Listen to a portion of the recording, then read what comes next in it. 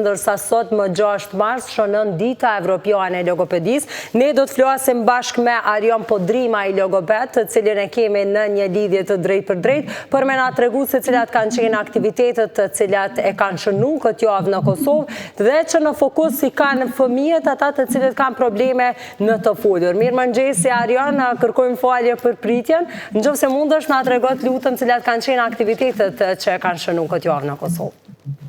Mirëmëngjes, po, jemi pra në javën e logopedisë dhe aktivitetet ka qenë nga më të ndryshmet, duke filluar nga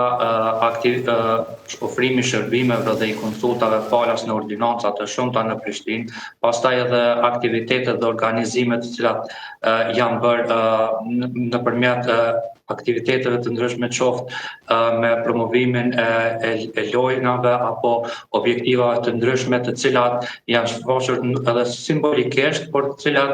promovojnë rëndësinë e shëndetit logopedik tek fëmijët, pastaj edhe ofrimi i këshillave dhe i shkrimeve nga ana e profesionistëve të cilët japin një domethënie javës së logopedisë në Kosovë. Tregoni pak, edhe ka pas pjesëmarrje të qytetarëve të tjera, apo kanë qenë vetëm fëmijët në fokus edhe prindërit të cilët i kanë këta fëmijë? Ka pas pjesëmarrje deri në një nivel, jo ashtu gjithë përfshirës, mirë po si çdo vit si organizohet një pjesëmarrje pjesme në disa pjesë që janë ofruar këto organizime. Ju keni bashkëpunim ju keni bashkëpunim, po besoj edhe me klinika të tjera, apo çush ka qenë krejt kjo, çush është zhvilluar? Po, kemi bashkëpunime me klinika të ndryshme, gjithmonë shënohet e njëjta radhë e javës së logopedisë, ku ordinancat ofrojnë shërbime falas për njerëzit të cilët kanë nevojë, ku përveç aspektit financiar që ju lehtësohet njerëzve, gjithashtu ju mundësohet edhe çësia ndoshta për herë të parë në shërbime logopedike që të shohin gjendjen e fëmijëve të tyre, mirë po të shohin edhe punën e logopedit se si bëhet. Po besoj këtu e kuptojnë edhe rëndësinë e logopedëve tash në Kosovë, po ashtu edhe kuptojnë më tepër se si bëhet një vlerësim i caktuar, sepse kur është vlerësimi i saktë, pastaj edhe tutje dhe trajtimi do të jetë më i mirë dhe do të ketë rezultate më të mira. Po, patjetër, për arsye se kur prindit kanë mundësi që të qasen ndoshta edhe për herë të parë në punën e logopedit që ta shohin, në këtë rast kjo kontribon sadokudo në ngritjen e vetdijes së popullatës për rëndësinë e shëndetit logopedik të fëmijëve dhe të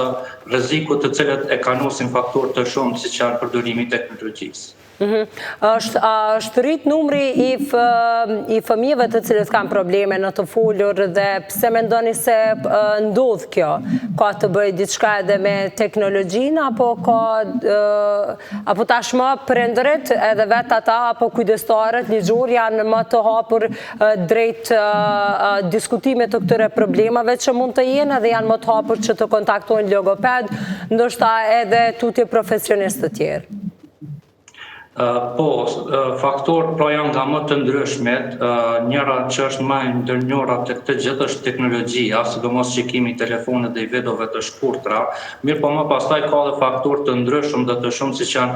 faktorët ambiental, pastaj qasja e prindërve që gjithmonë ka nevojë që të jenë në konsult me profesionistët shëndetësor, njërë që fëmijët të mos ju japin mbrojtje interferuese në të folur, për arsye se mund të fitohet problemi i belgëzimit, më pastaj faktorë të ndryshëm siç janë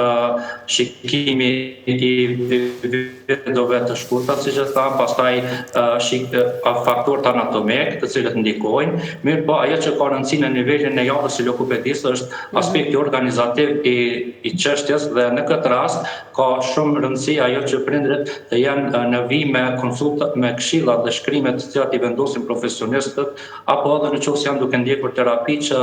t'i ndjekin dhe t'i zbatojnë këshillat e profesionistëve në shtëpi me fëmijët e tyre, për arsye se shëndeti logopedik kërkon kontinuitet, vazhdimsi dhe pasansë.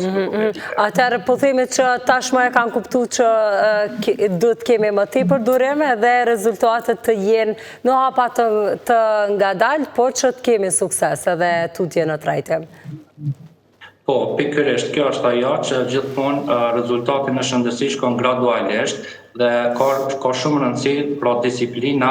dhe përmbajtja ndaj atë këshillat që profesionistët i japin, si dhe udhëzimet që ata i japin brenda objektivave që i kanë vendosur në periudhën 2 mujore, 3 mujore, se si janë pritshmëritë që fëmia të ecë tutje dhe mënyrën se si profesionistët ja përshkruajnë prindit mënyrën se si fëmia pritet që të vi duke të i kaluar gjendjen. E kuptoj. Arion, faleminderit shumë për kohën, ju përgëzoj për punën që po e bëni, faleminderit por ashtu edhe për gjitha informatat cilat i ndohat me emisionin sot. Ju faleminderit edhe juve. Gjithashtu kënaqësi